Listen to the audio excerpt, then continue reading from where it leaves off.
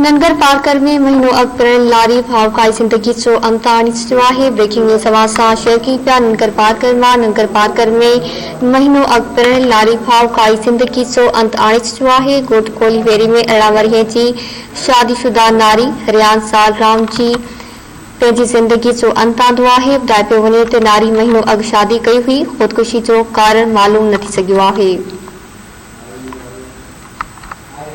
नंगर Parker में महीनों अॻु पिणु लारी भावकाई ज़िंदगी जो अंत आणे चुकियो आहे। ॻोठ कोली वेरी में 18 वरीह जी शादीशुदा नारी रियान साल राम जी कोली पंहिंजी ज़िंदगी जो अंत आंदो आहे। ॿुधाए पियो वञे त नारी महीनों अॻु शादी कई हुई। ख़ुदकुशी जो कारण मालूम न थी सघियो आहे।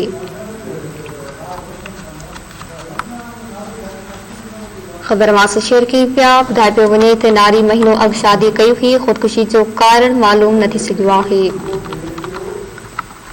नंगर पार्कर में महीनों अॻु पिणु लारी भावकाई ज़िंदगी जो अंत आणे चुकियो आहे। ॻोठ कोली वेरी में 18 वरीह जी शादीशुदा नारी रियान साल राम जी कोली पंहिंजी ज़िंदगी जो अंत आंदो आहे।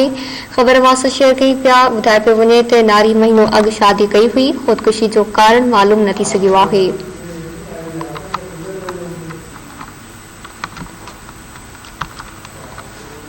ॿुधाए पियो वञे त नारी महीनों अॻु शादी कई हुई। ख़ुदकुशी जो कारण मालूम न थी सघियो आहे। ब्रेकिंग न्यूज़ अवाज़ सां शेयर कई पिया नंगर पार्कर में महीनों अॻु पिणु लारी भावकाई ज़िंदगी जो अंत आणे चुकियो आहे।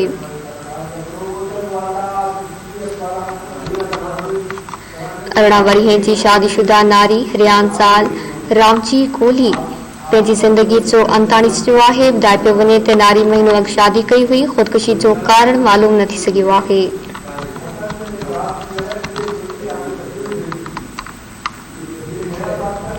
नंगर पार्कर में महीनों अॻु पिणु लारी भावकाई ज़िंदगी जो अंत आणे चुकियो आहे। अवां खे आगाह कई पिया ॻोठ कोली में 18 वरीह जी शादीशुदा नारी रियान साल राम जी पंहिंजी ज़िंदगी जो अंत आंदो आहे। ॿुधाए पियो वञे त नारी महीनों अॻु शादी कई हुई। ख़ुदकुशी जो कारण मालूम न थी सघियो आहे।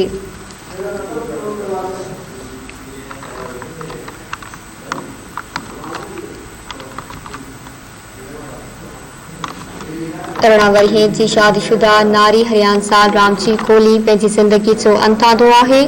ॿुधाए पियो वञे त नारी महीनों अॻु शादी कई हुई। ख़ुदकुशी जो कारण मालूम न थी सघियो।